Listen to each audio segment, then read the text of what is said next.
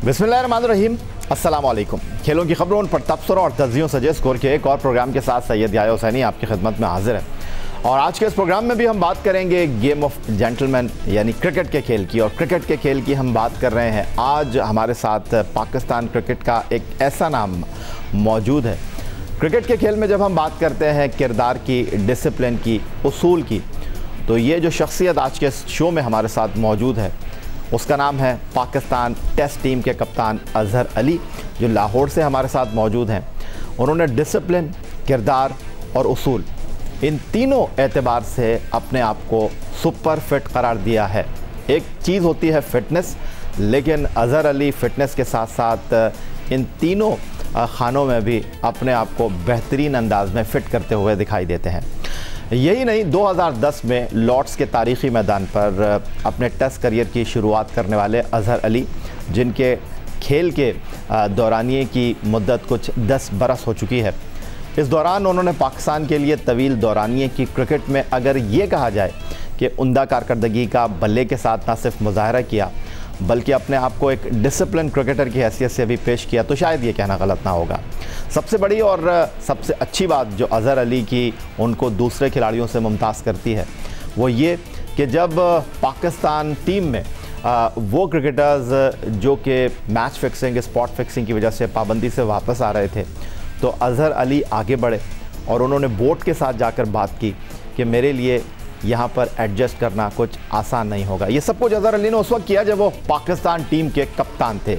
लोग जब क्रिकेट छोड़ देते हैं तो कहानियाँ सुनाते हैं, लेकिन बोर्ड के साथ आंखों में आंखें डालकर उसूल की बात करना अज़हर अली के लिए हमेशा तारीख़ के औराक पर महफूज रहेगा। सीधा चलेंगे जनाब लाहौर, हमारे साथ मौजूद है पाकिस्तान टेस्ट टीम के कप्तान अज़हर अली साहब। अज़हर, खुश आमदीद कहेंगे आपको। ये दौर T20 क्रिकेट का दौर है। यहाँ सफ़ेद गेंद के साथ लोग छक्के और चौके देखना चाहते हैं। जो बैट्समैन क्रिकेट में आते हैं वो छक्के और चौके मारना चाहते हैं। टेस्ट क्रिकेट की तरफ लोग ज़्यादा देखते नहीं हैं, लेकिन आपने गुज़िश्ता 10 सालों में इस रेड बॉल क्रिकेट को जितनी इज़्ज़त दी, इस खेल के साथ जितनी परफॉर्मेंस दी, क्या कहेंगे? अस्सलाम वालेकुम। पहले तो बहुत बहुत शुक्रिया। रेड बॉल क्रिकेट हमेशा से ट्रेडिशन रही है। जैसे हर प्लेयर कहता है, अगर आप किसी भी बड़े प्लेयर से पूछें तो वो कहते हैं कि टेस्ट क्रिकेट ही क्रिकेट का असल चेहरा है और सही आपकी स्किल्स का टेस्ट जो होता है, हर चीज़ का टेस्ट होता है टेस्ट क्रिकेट। तो मैंने इस चीज़ को ऑब्ज़र्व भी किया है, ख़ुद भी देखा है कि ना सिर्फ हमें टेस्ट क्रिकेट की रिस्पेक्ट करनी चाहिए, बल्कि टेस्ट क्रिकेट जब आप अच्छा परफॉर्म करते हैं तो वो आपकी रिस्पेक्ट जो है और आपका नाम जो है वो और ज़्यादा बड़ा करती है। तो मेरे ख्याल में नथिंग बीट्स टेस्ट क्रिकेट। ये तो आपने अपने जेस्चर से शो भी किया अज़हर, और टेस्ट क्रिकेट में ट्रिपल सेंचुरी की बात हो, डबल सेंचुरी की बात हो, सेंचुरी की बात हो, आपने सब कुछ करके दिखाया भी है। और आजकल जो हमारे नौजवान क्रिकेटर्स हैं वो शॉर्टर वर्जन की तरफ ज़्यादा माइल दिखाई देते हैं, लेकिन आप जिस तंदही के साथ गुज़िश्ता 10 साल से इस खेल के साथ मुंसलिक हैं, क्योंकि आप वो मारधार की क्रिकेट पर ऐसा लगता है आपको खेलता हुआ देखकर लगता नहीं है, अब तो यकीन हो गया है कि आप यकीन नहीं रखते। आप लंबी बारी लगने में जो है वो ज़्यादा एंजॉय करते हैं और लंबी बारी खेल कर आपने साबित किया है कि आज भी टेस्ट क्रिकेट ही खेल का असल हुस्न है। देखिए, ऑब्वियसली वाइट बॉल क्रिकेट जो आजकल की जो डिमांड्स हैं वो तो अपनी जगह सही हैं, और जो प्लेयर्स उसमें अच्छा परफॉर्म कर रहे हैं और अपने जैसे नौजवान क्रिकेटर्स जितने आ रहे हैं वो उन्होंने एक नेक्स्ट लेवल पे वनडे क्रिकेट को, T20 क्रिकेट को लेके गए हैं। स्पेशली अगर आप देखें ऐसी टीमें जैसे ऑस्ट्रेलिया हो गई, इंग्लैंड हो गई, इन्होंने पूरी जो क्रिकेट का, वनडे क्रिकेट का स्टाइल है वो चेंज करके रख दिया है। 250 270 वाली बात अब ख़त्म हो गई है।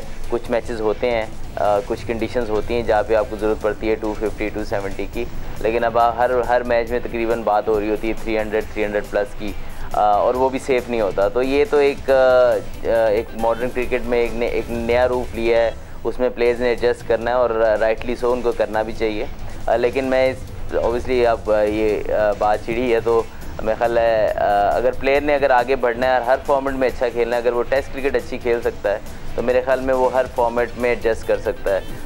तो मेरा ख्याल में यंगस्टर्स जितने सुन रहे हैं उनको मेक श्योर करना चाहिए जो फर्स्ट क्लास क्रिकेट है पाकिस्तान की, या कहीं भी अगर किसी और कंट्री से भी खेल रहे हैं तो अपनी डोमेस्टिक क्रिकेट में 4 डे क्रिकेट में अगर वो अच्छा परफॉर्म करेंगे और इसी तरह अपने आप को उधर अपनी टेक्निक को अच्छा बेहतर कर लेंगे तो वाइट बॉल क्रिकेट उनके लिए ऑलरेडी आसान हो जाएगी। क्योंकि सम टाइम होता है आपके पास शॉर्ट्स बहुत ज़्यादा होते हैं, लेकिन आप कभी कभी स्ट्रगल करते हैं अपनी उस रिदम में खेलते हुए, लेकिन फिर आप आउट ऑफ फॉर्म होते हैं, फिर आपको बेसिक्स ही वापस फॉर्म में लेके आती हैं और वो आपको टेस्ट क्रिकेट सिखाता है।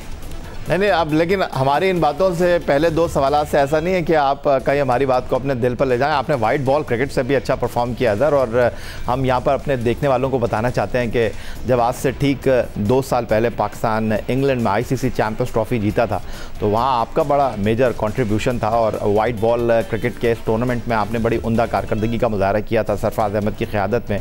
जब पाकिस्तान ICC चैम्पियंस ट्रॉफी की ट्रॉफ़ी उठाने में कामयाब रहा था, वहाँ आप पाकिस्तान की जीत में अहम किरदार अदा करने में कामयाब रहे थे और टूर्नामेंट के इब्तदाई मैच में भारत के ख़िलाफ़ आपने निफ सेंचुरी स्कोर करके जो है वो इवेंट का आगाज़ किया। फिर इंग्लैंड के ख़िलाफ़ सेमीफाइनल में आपने 76 रन की बड़ी वैल्यूएबल इनिंग ऐड की पाकिस्तान की इनिंग्स में। भारत के ख़िलाफ़ फाइनल में आपने 59 रन की इनिंग खेली और फ़खर जमान के साथ सेंचुरी पार्टनरशिप की और इवेंट के 5 मैचों में 3 निफ सेंचुरियों के साथ अज़हर ने 228 रन स्कोर किए।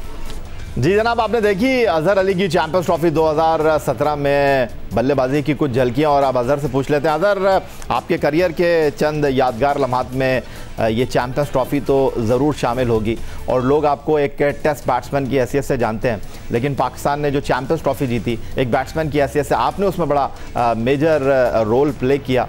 क्या कहना चाहेंगे कि कितना आपके लिए वो याद रखने वाला, याद करने वाला लम्हा है? नहीं, बिल्कुल, जैसे हर खिलाड़ी जो उस टीम का हिस्सा था उसके लिए यादगार है, मेरे लिए भी उतना ही यादगार है, बल्कि थोड़ा इसलिए ज़्यादा यादगार होगा क्योंकि उससे एक सीरीज़ पहले मैं टीम में नहीं था और उसमें मेरा कमबैक हो रहा था और मेरा एक ही ICC का वाइट बॉल क्रिकेट एक ही इवेंट मैंने खेला है और इसलिए मेरे लिए बहुत खुशी की बात है कि मैं एक टूर्नामेंट खेला लेकिन अल्हम्दुलिल्लाह उसमें हम चैम्पियन हुए। और जिस तरह की खुशी बाद में हमारी कौम को हुई और जिस तरीके से हमें वेलकम किया गया, मेरे ख्याल में मेरे कैरियर में उससे ज़्यादा हाई टाइम शायद ना आया हो in terms of achievement as a team. जब हम एज ए कलेक्टिव हमने कोई चीज़ अचीव की और उसके बाद इतनी पज़िराई मिली, इतने लोगों ने खुशी मनाई उसकी, और पाकिस्तान एक किस्म का तो रमज़ान था अगेन और ईद से पहले एक ईद होगी पाकिस्तान की, तो मेरे ख़्याल में वो उस चीज़ को एक्सप्लेन करना बहुत मुश्किल है। आज भी वो जब भी उस चैम्पियंस ट्रॉफी का जिक्र होता है तो दोबारा से वही फीलिंग्स आ जाती हैं और वही नज़ारे सामने आते हैं कि जिस तरीके से लोग हमें वेलकम कर रहे थे, जिस तरीके से लोग खुशी मना रहे थे, तो मेरे ख्याल में सब टीम मेंबर्स के लिए बहुत यादगार था और मेरे लिए भी उतना यादगार है। अज़हर, डू यू थिंक वो जो आपने चैम्पियंस ट्रॉफी में 5 मैचों में 3 निफ सेंचुरी के साथ 228 रन स्कोर किए, कहीं एक लम्हे के लिए आपने सोचा हो कि Azhar this is the right time कि अब वाइट बॉल क्रिकेट में भी जगह पक्की है आपकी टीम में और इंग्लैंड में जाकर रन्स करना, 5 मैचों में 3 निफ सेंचुरी बनाना और नई बॉल के साथ बैटिंग करना आसान नहीं था, लेकिन आपकी ये जो बात थी वो ज़्यादा देर लोगों को हज़म नहीं हुई और आप ऐसा लग रहा था कि अब आप जो हैं वो पाकिस्तान टीम में जेल हो जाएंगे, टेस्ट क्रिकेट की जिस तरह आप लाजिम और मलजूम हैं आप वनडे टीम में भी हो जाएंगे। बिल्कुल, मुझे लगा था कि अब आई थिंक काफ़ी डाउट्स जो लोगों के ज़हनों में थे कि ये वनडे क्रिकेट, इवन मैं कप्तान भी रहा 1.5 साल, तो किसी को एक तो ये यकीन ही नहीं आ रहा था कि पहले मैं टीम में कैसे हूँ और कप्तान बन गया हूँ, तो वो इस वजह से बहुत ज़्यादा मेरे काफ़ी चीज़ें अच्छी करने के बावजूद जो है वो हवा जो है वो उल्टे रुख ही चल रही थी। मैं हमेशा हवा के अगेंस्ट ही भाग रहा था वाइट बॉल क्रिकेट में और एडिड प्रेशर उसका कप्तानी का भी था साथ में उसमें। हालांकि मैंने क्विकेस्ट टू 1000 था मैं Asian at that time, obviously अब वो रिकॉर्ड ब्रेक हो गया है, तो वो भी किसी ने नहीं देखा, लेकिन अगेन ऑलवेज क्रिटिसाइज कि स्ट्राइक रेट कम है। हालांकि मैंने अपनी कप्तानी में राउंड अबाउट 85 के राउंड अबाउट 88 के राउंड अबाउट मेरा स्ट्राइक रेट रहा, लेकिन ऑब्वियसली आप इस चीज़ पे जो है जब तक लोगों की एक राय कायम हो जाती है तो बहुत मुश्किल होता है उसको तोड़ना। तो चैम्पियंस ट्रॉफी के बाद मुझे लगा आप शायद, क्योंकि एक टूर्नामेंट भी जीते हैं, मेरी परफॉर्मेंस भी अच्छी है और लोग इस चीज़ को समझेंगे कि ऐसे प्लेयर का रोल क्या है वनडे क्रिकेट में। लेकिन अनफॉर्चुनेटली मुझे इंजरी हो गई उसी फाइनल से एक दिन पहले। मुझे नी प्रॉब्लम थोड़ा ज़्यादा हुआ और उसके बाद फाइनल जीतने के बाद वो जो मुझे था कि ठीक हो जाएगा, लेकिन ये अनफॉर्चुनेटली वो प्रोलॉन्ग कर गया थोड़ा। तो उस वजह से जो गैप आया 4-5-6 महीने का, उसके दौरान जो फॉर्म लूज़ हुई और आते ही जब इमाम भी टीम में आया, फ़खर भी टीम में था, वो परफॉर्म कर रहे थे, और फिर मेरे जब न्यूजीलैंड टूर हुआ और मेरे से परफॉर्म नहीं हुआ वहाँ पे, तो फिर जैसे यकदम से चीज़ें चेंज हो गई। अज़हर अली हमारे साथ मौजूद हैं, जिन्होंने चैम्पियंस ट्रॉफी के 5 मैचों में 3 सेंचुरी के साथ 228 रन स्कोर किए। और अज़हर अली बता रहे थे कि उनको एक लम्हे को ऐसा लगा कि अब वनडे क्रिकेट में भी ये पाकिस्तान के लिए कुछ अरसे खेल सकते हैं। लेकिन जिस तरह अज़हर बता रहे थे कि हवा इनके ख़िलाफ़ चल रही थी और ये 228 रन भी उस ख़िलाफ़ चलती हुई हवा को रोक नहीं सके। और ठीक 17 महीने के बाद 1 नवंबर 2018 को अज़हर अली ने वो कर दिया जिसकी शायद किसी को उम्मीद नहीं थी, इनके परस्तारों को उम्मीद नहीं थी। उन्होंने वनडे क्रिकेट छोड़ दी और क्या कहा वो आपको दिखाते हैं। नहीं, बिल्कुल आई थिंक मैंने ये सडनली डिसीजन नहीं लिया, इसके बारे में काफ़ी सोचा मैंने, और मेरे ख्याल में ये टाइम राइट था कि मैं अपनी जो फोकस है वो टेस्ट क्रिकेट पे रखूं। माशाल्लाह बड़े ज़बरदस्त अगर देखें तो प्लेयर्स आए हैं करंटली जो वनडे फॉर्मेट में परफॉर्म कर रहे हैं। तो आई थिंक कि मैं ख़ुद चाहता हूँ कि मैं अपनी फ़ोकस जो है वो एक फॉर्मेट पे रखूँ, अपनी फ़िटनेस और बेहतर करूँ, उसमें फुल एनर्जी के साथ उस पर कॉन्सेंट्रेट कर सकूँ। अज़हर, सिर्फ 33 बरस की उम्र में आपने वनडे क्रिकेट छोड़ दी, और क्या दिल बर्दाश्ता थे ये तो मैं आपसे ही पूछूंगा, लेकिन आपने जब 1 नवंबर 2018 को जो वनडे क्रिकेट से अलग होते हुए कहा था वो तो हमने यहाँ पर दिखा दिया। लेकिन 33 बरस की उम्र में तो खिलाड़ियों का टीम में कम बैक होता है, और ऐसा क्या हुआ आपके साथ कि आपने कहा कि नहीं अब मैं कंसंट्रेट करूंगा टेस्ट क्रिकेट की तरफ? आप जैसे क्रिकेटर्स को कंसंट्रेट करने की ज़रूरत नहीं है क्योंकि आप लोग तो ऑटोमेटिक सिलेक्शन है तवील दौरानिये की क्रिकेट का। तो फिर ऐसा क्या हो गया कि आपने वनडे क्रिकेट को ही टाटा बाय बाय कह दिया? देखें, इसमें काफ़ी चीज़ें इन्वॉल्व होती हैं। आई थिंक जब ये मैं डिसीजन ले रहा था उससे 5-6 महीने पहले भी ऐसे लग रहा था कि जैसे मेरी अब वनडे क्रिकेट में रिसेंट मतलब अगर आप देखें world cup was major event, मैंने टारगेट किया हुआ था कि मैं वर्ल्ड कप खेलूँगा, तो उसमें मुझे अपनी सिलेक्शन नज़र नहीं आ रही थी होते हुए, क्योंकि इमाम और फ़खर और हफीज़ भाई और ये जो भी टॉप 3-4 नंबर्स पे खेलने वाले प्लेयर्स थे ये सारे परफॉर्म कर रहे थे अच्छा। और मुझे ये था कि अब मुझे जो मेरा टारगेट था वर्ल्ड कप वो मुझे नहीं लग रहा कि वनडे क्रिकेट में मैं वो खेल सकता हूँ। तो उसके बाद मेरा ये ख्याल था कि मेरा पर्सनली उसके बाद जब अगर 2019 का वर्ल्ड कप देखें और उसके बाद 2023 का वर्ल्ड कप देखें, फिर 4 साल का गैप आता है। तो मेरा टारगेट 2019 का वर्ल्ड कप था, लेकिन वो मुझे अचीव होता नज़र नहीं आया। फिर उसको मैंने कोशिश की कि फिर मैं अपना फोकस जो है वो टेस्ट क्रिकेट की तरफ करूँ और अपनी टेस्ट क्रिकेट को प्रोलॉन्ग करूँ, क्योंकि उसमें मेरी फॉर्म काफ़ी नीचे आई हुई थी। और हर प्लेयर की तरह मेरी भी ख्वाहिश थी कि मैं वनडे क्रिकेट भी खेलूँ, PSL भी खेलूँ, इधर भी खेलूँ। फिर उसके बाद जब आप परफॉर्म नहीं कर रहे होते फिर आप पे एडिड प्रेशर आ जाता है कि अगर मैं नहीं कर रहा तो मैं कहीं टेस्ट की जो है वो फोकस ना लूज़ कर रहा हूँ। तो मेरा ये है कि नी प्रॉब्लम भी मुझे रही, जिसकी वजह से काफ़ी टाइम मेरा उसके ऊपर लग गया। तो इस वजह से काफ़ी चीज़ें ऊपर डेवलप हुई। और उसके बाद अगर आप देखें तो कोई PSL भी मैं 3 साल से नहीं खेला, और दूसरी लीग्स अगर PSL नहीं खेला तो दूसरी लीग्स भी मुझे नहीं बुलाएंगी। तो मेरे पास एक ऑप्शन रह जाती है काउंटी क्रिकेट की। मैं 1 साल खेला, उसके बाद अगले साल का कॉन्ट्रैक्ट मुझे ऑफ़र हुआ, मैंने वो अवेल किया। तो फिर मैंने कहा कि अपने आप को मैं टेस्ट क्रिकेट पे रखूं ताकि मेरे पास टाइम हो काउंटी क्रिकेट खेलने का भी, क्योंकि उसके अलावा मेरे पास वही रह जाता है। अगर टेस्ट के अलावा अगर मैं सिर्फ टेस्ट खेलता रहूँ, वनडे के लिए भी अवेलेबल रहूँ और सिलेक्ट भी ना हूँ, तो फिर मेरे लिए इतना ऑप्शन नहीं बचते। और तो फिर मैंने कहा कि अगर मेरी सिलेक्शन नहीं हो रही वनडे में, चौथा ऑप्शन या 5वां ऑप्शन हूँ मैं, तो फिर मेरे ख्याल में मेरे लिए बेहतर है कि मैं टेस्ट फॉर्मेट में अपने टेस्ट क्रिकेट को प्रोलॉन्ग भी करूँ, और फिर अगर मुझे मौका मिलता है तो काउंटी क्रिकेट खेल के मैं इन फॉर्म भी रहूँ। लेकिन अज़हर, जब आपने वनडे क्रिकेट छोड़ी तो हमारे शो में पाकिस्तान क्रिकेट टीम के लेजेंड बैट्समैन, टेस्ट क्रिकेट में 10,000 रन स्कोर करने वाले वाहिद बल्लेबाज यूनुस खान आए थे और उन्होंने आपकी इस रिटायरमेंट पर क्या कहा था वो हम पहले आपको दिखाते हैं, फिर आपसे पूछते हैं। भाई अज़हर अली को तो यकीन करें, अज़हर अली से आप पूछ लीजिएगा, मैंने उसको मना किया था जब वो रिटायर हो रहे थे अभी पिछले दिनों। मैंने उनको कॉल किया ख़ास तौर पर, मोहम्मद वसीम ने मुझे कहा कि इससे बात कर लें क्योंकि मोहम्मद वसीम उनके मेंटोर हैं। तो मैंने अज़हर अली को फ़ोन किया तो मैंने उनको मना किया। उन्होंने कहा नहीं जी बस इस तरह है, इस तरह। मैंने कहा भाई आप जल्दी ना करें, आप थोड़ा सा वेट कर लें और आप जल्दी ना करें, ये पाकिस्तान है, इसमें कुछ भी हो जाता है आगे। तो उन्होंने खैर उन्होंने कहा नहीं, मैंने अपना माइंड बना लिया और मैंने अब काउंटी क्रिकेट भी खेलनी है। तो उनका कोई हर कॉन्ट्रैक्ट हो गया, जो मैं खेल रहे हैं समर सेट से मेरे हाथ से खेल रहे हैं। तो उन्होंने किया अब वही होगा, फिर अज़हर अली को लेके आएंगे कैप्टन।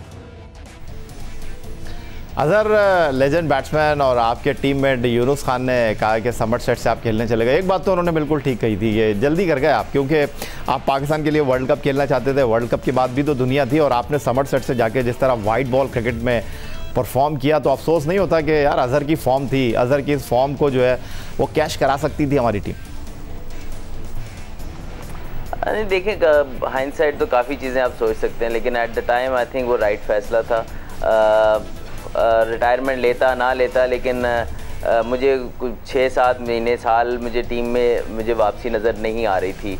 बड़ापन है अज़हर आपका, और आप उन लोगों में आपकी गुफ्तगू से मैं ये नतीजा कर सकता हूँ शामिल है जो कि जितना मिल जाता है उस पर खुश होते हैं और अल्लाह ताला जो करता है अच्छा करता है, इस तरह की बात करते हैं बेशक। लेकिन ऑन द अदर साइड अगर हम बात करते हैं तो पाकिस्तान के जो क्रिकेटर्स हैं वो लोगों के लिए, बच्चों के लिए रोल मॉडल हैं, लेकिन हमारे क्रिकेट के कुछ ऐसे दागदार सफ़ात हैं जो कि लोगों को हर्ट करते हैं।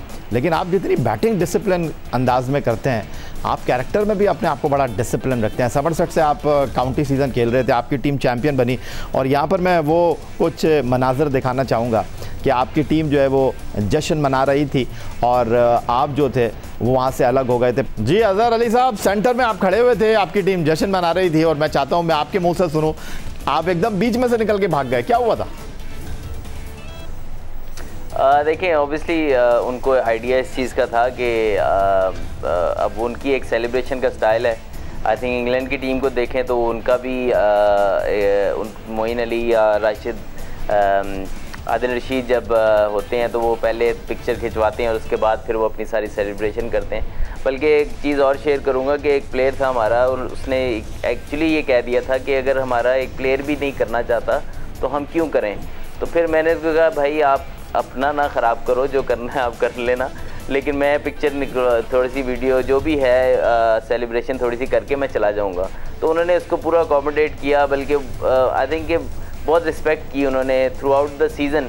और इस क्योंकि मैं नमाज़ भी पढ़ता था और इवन कि जब नमाज़ पढ़ रहा होता था तो वो ख़ुद पूछते थे कि हम चले जाएँ यहाँ से उठ के, फिर मैं कहता था बस ऊंची आवाज़ में नहीं बोलना, आप बैठे रहो, कोई मसला नहीं।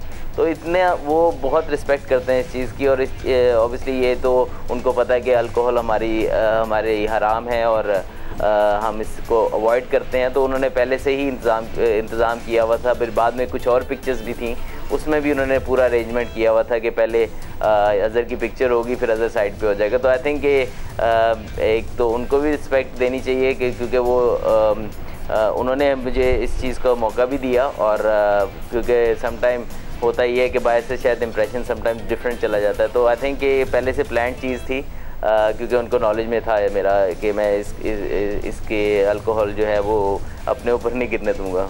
पाकिस्तान टेस्ट टीम के कप्तान अज़हर अली हमारे साथ मौजूद हैं। प्रोग्राम में वक्त हुआ है एक ब्रेक का। ब्रेक के बाद गुफ्तगू के सिलसिले को मज़ीद आगे बढ़ाएंगे।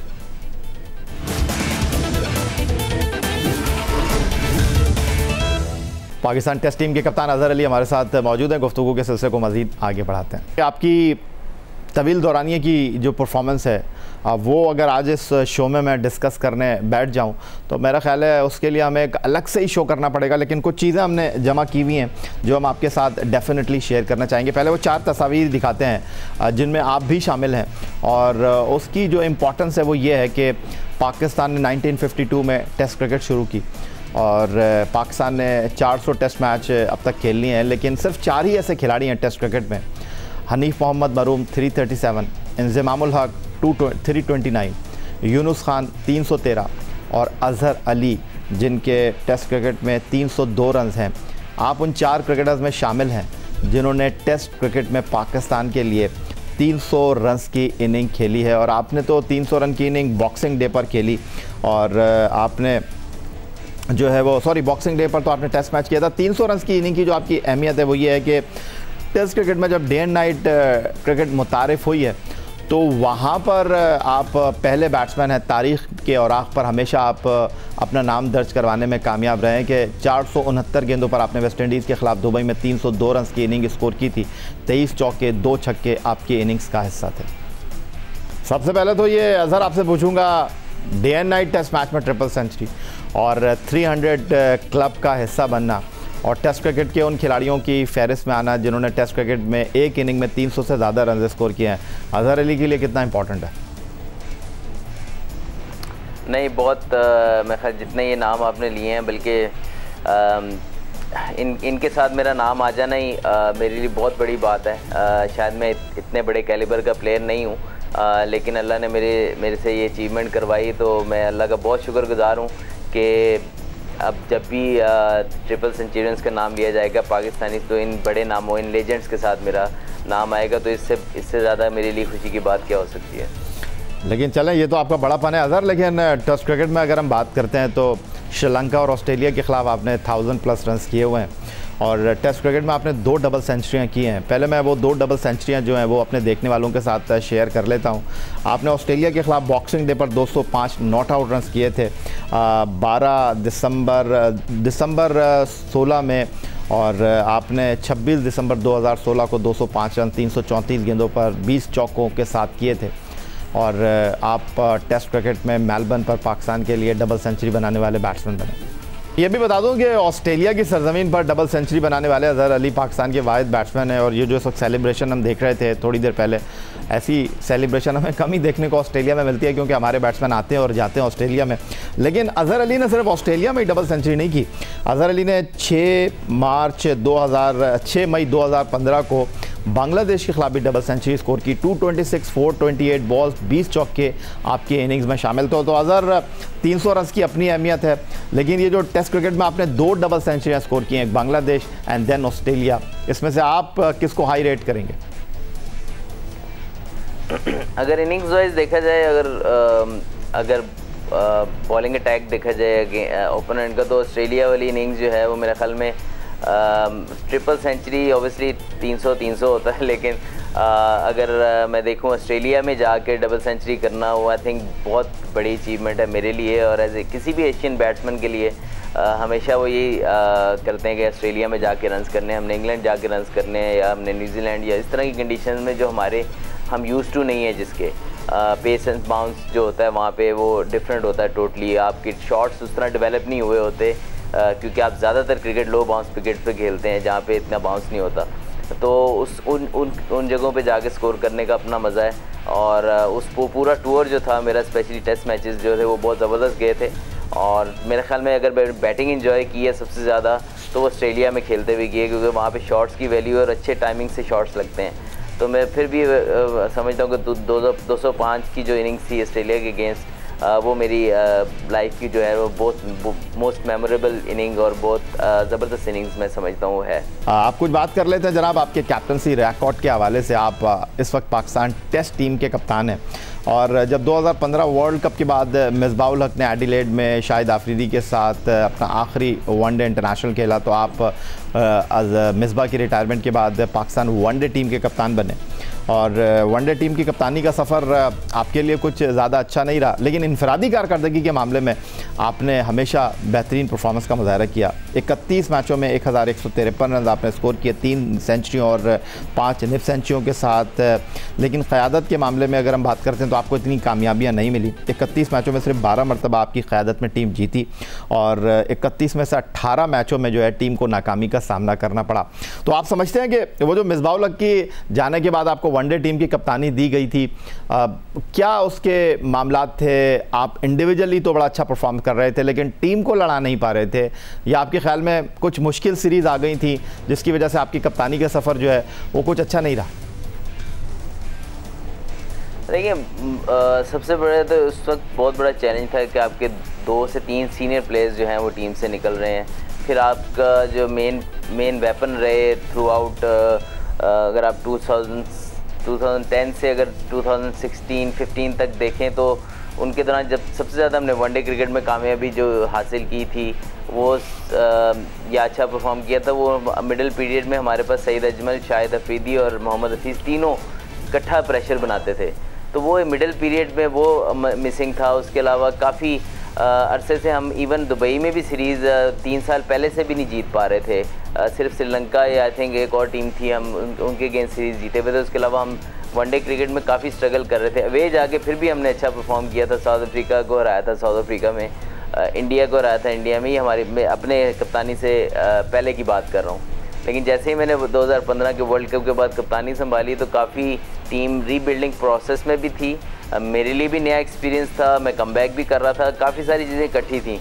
लेकिन फिर वही बात है कि हम जब रीबिल्डिंग स्टार्ट करते हैं तो वो बहुत जल्द रिवर्स गियर लगा देते हैं और हम रीबिल्डिंग कह लें उसको या टीम को बनाना कह लें, वटेवर कह लें आप उसको, तो हम बहुत जल्दी भूल जाते हैं कि इसको प्रोसेस में समटाइम आपको शिकस्तें आती हैं, समटाइम आपको ऐसे चैलेंजेस का सामना करना पड़ता है जिसमें आपको मुश्किलात होंगी। फिर जो मुश्किल डिसीजन आपने किए होते हैं और आप समझते हैं कि वो ठीक हैं, फिर उन पे साबित कदम रहना पड़ता है। लेकिन अनफॉर्चुनेटली फिर जाके थोड़ा सा आहिस्ता आहिस्ता पैर उखड़ना शुरू हो जाते हैं जब रिज़ल्ट्स नहीं आते। और इसमें समटाइम आई नो के मीडिया के ख़िलाफ़ बात नहीं मैं कर रहा, एक टोटली जब हम हारते हैं तो फौरी तौर पे क्रिटिसिज्म शुरू हो जाता है। राइटली सो परफॉर्मेंस में होना चाहिए, लेकिन आई थिंक कि जब बात होती है कंसिस्टेंसी की, फिर अब जब कंसिस्टेंसी नहीं रहती सिलेक्शन में, फिर ये बात होती है कि जी कंसिस्टेंट नहीं है, बहुत सारे प्लेयर ट्राई कर रहे हैं और अगर हम वही प्लेयर थोड़ी देर खिलाएं तो वो अगर जीतना आए, हार मिल जाए, तो फिर वो मसला ये दरपेश होता है कि जी आप हारी भी जा रहे हैं और सेम टीम खिलाई जा रहे हैं। तो बहुत सारे चैलेंजेस सामने होते हैं, तो हर कोई उस पर साबित कदम नहीं रह पाता। तो वो चैलेंज मुझे लगा कि उस 1.5 साल में बहुत ज़्यादा था कि जिसको हर बंदा जो अपने उसमें था उसने थोड़ा थोड़ा अपना जब हम उस तरह रिज़ल्ट नहीं आए तो थोड़ा थोड़ा उससे हाथ खींचा और अब रिज़ल्ट की तरफ जाना शुरू हो गए बहुत जल्दी। पाकिस्तान टेस्ट टीम के कप्तान अजहर अली हमारे साथ मौजूद हैं। प्रोग्राम में वक्त हुआ है एक ब्रेक का। ब्रेक के बाद गुफ्तगू के सिलसिले को मज़ीद आगे बढ़ाएंगे।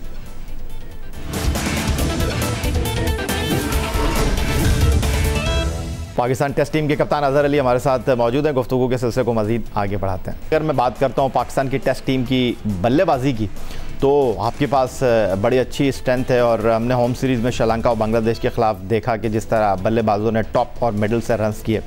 बट व्हाट अबाउट फवाद आलम, उनकी तवील अरसे बाद टीम में वापसी हुई है, हम उनको इसी तरह सिर्फ पानी पिलाते हुए देखते रहेंगे? आप तो कप्तान हैं, आप इसका बेहतर जवाब दे सकते हैं, या फवाद आलम हमें खेलते हुए दिखाई देंगे? फवाद आलम की बात जिस तरह आपने की, देखें कोशिश मेरी होती है कि कंसिस्टेंसी जो है वो रहे। जो प्लेयर्स खेल रहे हैं उनको किसी वजह से ही बाहर बिठाएं, अनलेस कि वो उनकी फॉर्म बहुत ख़राब हो गई है या उस तरह वो कॉन्फिडेंट फील ही नहीं कर रहे, तो फिर आप चेंज करें। तो अभी मेरे ख्याल हमारी 2-3 सीरीज़ हुई, तीसरी सीरीज़ भी अभी कंप्लीट नहीं हुई, तो मेरे ख्याल में बहुत ज़्यादा चॉप एंड चेंज करना 11 में अभी ज़्यादा मैं भी नहीं चाहता और हमारी सिलेक्शन कमेटी भी नहीं चाहती। इसलिए कंसिस्टेंट रखा जितना मैक्सिमम हो सके। जहां हमें लगा कि चेंज की ज़रूरत है वहां की, उसके अलावा नहीं की। फवाद एक बहुत ज़बरदस्त प्लेयर और एक डिटर्मिनेंट प्लेयर है। उसने दिखाया है लोगों को, यंगस्टर्स के लिए बहुत बड़ी मिसाल है कि इतना अर्सा टीम से बाहर रहने के बावजूद भी वो मेहनत करता है, अपने परफॉर्म करता है, फिर आता है टीम में और अभी टीम में शामिल है हमारी अल्हम्दुलिल्लाह, और वो बहुत मेहनत कर रहा है उसके अंदर भी। और जैसे ही उसको मौका मिलेगा आई एम श्योर कि वो दोनों हाथों से उसको ग्रैब करेगा और परफॉर्म करेगा। जिन प्लेयर्स की आप बात कर रहे हैं उनमें विकेट कीपर मोहम्मद रिजवान भी हैं, और उनके हवाले से आप पाकिस्तान की बॉलिंग कोच वकार यूनुस और पाकिस्तान के head coach chief selector Misbah ul एक ही बयानिया लगता है, और उनका कहना यही है कि बहुत ही टैलेंटेड है, इसमें कोई शक नहीं है। और आपने तो जो कहा वो सयाक व सबाक के हवाले से कहा, आपने कहा कि जी रिजवान जो है वो हमारी टेस्ट टीम का पार्ट हैं। तो 49 टेस्ट मैच खेले हैं सरफराज ने। मैं ये नहीं पूछूंगा कि क्या दोबारा सरफराज की टेस्ट टीम में वापसी होगी, मैं आपसे ये जानना चाहता हूँ अजहर अली साहब कि आप पाकिस्तान वनडे टीम के कप्तान थे, आपने कप्तानी छोड़ी तो आप टीम में भी नहीं। Sarfaraz Pakistan test one day T20 team के कप्तान थे, अब वो कहीं कप्तानी तो दूर की बात, अब वो कहीं हमें दिखाई नहीं दे रहे। तो ये क्या चीज़ है कि कप्तान है तो टीम में, कप्तान नहीं है तो टीम में भी नहीं है?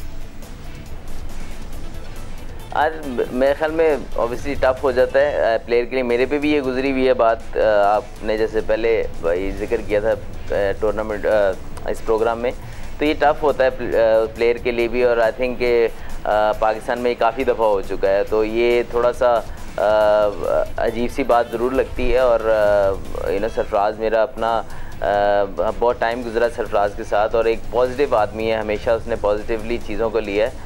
और मुश्किल हो जाता है प्लेयर के ऊपर, और इवन के जो हम ऑब्वियसली अदर प्लेयर्स भी थोड़ा फील करते हैं कि यार सर्टनली इतना कुछ हो गया। लेकिन ये है कि एज नो सरफराज की जिस तरीके से उसने मेहनत की है, जिस तरीके से वो फिट नज़र आ रहा है, वो वक्त दूर नहीं है कि किसी न किसी फॉर्मेट में उसका कमबैक हो जाएगा इंशाल्लाह। टेस्ट में हो सकता है कमबैक, अजहर अली साहब, टेस्ट में हो सकता है कमबैक? नहीं, अब देखें सरफराज की टेस्ट जब नंबर 1 साइड बने थे तो उसमें सरफराज की बहुत ज़्यादा कंट्रीब्यूशन थी। उसने बहुत जिस नंबर पे वो आगे खेलता था, जिस तरीके से वो गेम को लेके चलता था, तो बहुत सरफराज ने फ़ायदा पहुँचाया पाकिस्तान की टेस्ट साइड को। नंबर 1 पहुँचाने तक सरफराज का भी बहुत ज़्यादा रोल रहा है। तो सरफराज के एज ए टेस्ट प्लेयर बहुत इंपॉर्टेंस है। जैसे मैंने पहले कहा फवाद के या किसी और प्लेयर के बारे में, उस तरह ये कहूँगा कि अगर रिजवान को अब लेके आए हैं, रिजवान ने ऑस्ट्रेलिया में अच्छी बैटिंग भी की है, अभी यहाँ पे कीपिंग भी आप देख रहे हैं थ्रू आउट अच्छी कर रहा है, तो हम यकदम से ये नहीं कर सकते कि यार रिजवान को सरफराज, क्योंकि हमारा बड़ा एक्स्ट्रॉर्डिनरी प्लेयर रहा है और अभी आगे भी इंशाल्लाह परफॉर्म करेगा पाकिस्तान के लिए। और जिस तरीके से वो मेहनत कर रहा है, तो मुझे इसमें उनका बहुत आगे काफ़ी साल नज़र आ रहे हैं सरफराज के, जो कि वो पाकिस्तान को सर्व कर सकता है। तो मेरे ख्याल में अभी फ़िलहाल क्योंकि रिजवान ने परफॉर्मेंस दी हुई है और उसको भी अभी इतने मैचेस नहीं हुए खेलते हुए, तो उसको ज़ाहिर बात है उसको भी फेयर चांस मिलना चाहिए। उसने जब सरफराज पाकिस्तान टीम में था तो उसने पाकिस्तान ए की तरफ से बहुत सारे रन्स बनाए थे, लेकिन क्योंकि आगे जगह नहीं बन रही थी तो उसने वेट किया, अब उसको मौका मिला है और वो परफॉर्म कर रहा है। तो आई थिंक जिस फॉर्मेट में अगर वो परफॉर्म कर रहा है तो आई थिंक उसको भी हक बनता है कि वो पूरा उसको मौका मिले। और सरफराज की अगर क्वालिटीज़ की बात की जाए तो वो बहुत ज़्यादा हैं, और इंशाल्लाह मुझे बहुत उम्मीद है कि वो पाकिस्तान क्रिकेट को आगे बहुत ज़्यादा सर्व कर सकता है। कोविड-19 पेंडेमिक और खेलों के मैदान बंद हो गए, ताले लग गए, और अब उन मैदानों को खोलने की बात हो रही है अजहर अली साहब, और लोग बात कर रहे हैं कि जनाब अगर ये मैदान खुले तो फिर मैच ज़रूर होंगे लेकिन बिना तमाशाइयों के। अभी जर्मनी में फ़ुटबॉल के मैचेस हो रहे हैं, बिना तमाशाइयों के हो रहे हैं, और अब बात हो रही है कि पाकिस्तान टीम इंग्लैंड जा रही है और वहाँ भी कुछ बड़े सख्त SOPs के साथ इम्कानात हैं। क्रिकेट इंग्लैंड और क्रिकेट पाकिस्तान के दरमियान मुज़ाकरात हो रहे हैं कि ये सीरीज़ मुमकिन हो जाए। एक खिलाड़ी की हैसियत से आप क्या सोच रहे हैं अजहर अली साहब, क्या ये सब कुछ इतना आसान होगा? क्या बग़ैर तमाशाइयों के मैदान में खेलना, डोमेस्टिक क्रिकेट आप खेलते रहे हैं, लेकिन वहाँ जाना, 15 दिन क्वारंटीन होना, फिर उसके बाद खेलना, मैदान से होटल, होटल से मैदान, यही रूटीन, कितना आसान और कितना मुश्किल? अच्छा, दो चीज़ें इसमें हैं। देखें, आई डोंट नो कि अब जब लाइफ जितनी है अब वो नॉर्मल तो नहीं है, क्योंकि हम भी बाहर जाते हैं, अभी कोई भी चीज़ करते हैं तो सबसे पहले मास्क पहनते हैं, सब कुछ करते हैं, प्रिकॉशन मैक्सिमम करने की कोशिश करते हैं और कोशिश करते हैं मैक्सिमम घर में ही रहें। तो इस चीज़ के हिसाब से तो अब लाइफ को हमने एडजस्ट करना है। आसान तो नहीं है किसी किस्म का, किसी तरीके से भी आसान नहीं है कि जिस तरह लाइफ अब नॉर्मल नहीं है तो क्रिकेट भी जब वापस होगी या कोई भी अदर स्पोर्ट्स है वो नॉर्मल तरीके से शायद ना हो। कुछ अर्सा तो हमें ये चीज़ बर्दाश्त करनी पड़ेगी और एडजस्ट करना पड़ेगा। दूसरी चीज़ ये है कि हमने कितना अर्सा दुबई में टेस्ट क्रिकेट खेली है, स्पेशली टेस्ट क्रिकेट, जिसमें हम शायद क्राउड ढूंढते थे कि कहीं से तो 50-60 लोग देखने आ जाए मैच। तो वो हमें तो आदत रही है खाली ग्राउंडों में, खाली स्टेडियम्स में मैच खेलने की। जब तक ये लाइफ नॉर्मल नहीं हो जाती, शायद हमें इसी चीज़ पे जो है वो लोगों पे एतमाद भी करना पड़ेगा, लोगों को SOPs भी ऐसी बनानी पड़ेगी कि प्लेयर्स की और जो भी इन्वॉल्व हैं, ब्रॉडकास्टर्स हैं, जो भी हैं, उसके अंदर जो भी लोग इन्वॉल्व हैं वो सेफ़ एनवायरनमेंट में रहेंगे। उसके अलावा हमें जो है वो एडजस्ट करना पड़ेगा इस टाइम में। Thank you very much Azhar Ali साहब। 78 टेस्ट मैच, 5,919 रन बनाने वाले पाकिस्तान टेस्ट टीम के कप्तान की गुफ्तगू आपने सुनी। मुख्तलिफ मौज़ूआत पर पाकिस्तान टेस्ट क्रिकेट का मुस्तकबिल, पाकिस्तान क्रिकेट को किस तरह देख रहे हैं, अपनी क्रिकेट में जो यादगार लम्हात अजहर अली के थे, आज हमने उनके साथ आप तक उन तमाम चीज़ों को शेयर किया। ये गुफ्तगू आपको कैसी लगी, आपकी राय का हमें इंतज़ार रहेगा। ट्विटर पर आप मुझे फॉलो कर सकते हैं, फेसबुक पर हमारा पेज score.geo-news, जहाँ जाकर आप इस प्रोग्राम के क्लिप्स एक बार फिर देख सकते हैं, और आप हमें ईमेल कर सकते हैं score@geo.tv पर और अपनी राय का इजहार कर सकते हैं। इस दुआ, इस उम्मीद, इस तवक्को के साथ कि पाकिस्तान में खेल और खिलाड़ी तरक्की करते रहें, सैयद याहिया हुसैनी को स्कोर की पूरी टीम के साथ अगले प्रोग्राम तक के लिए इजाज़त दीजिए। अल्लाह हाफ़िज़।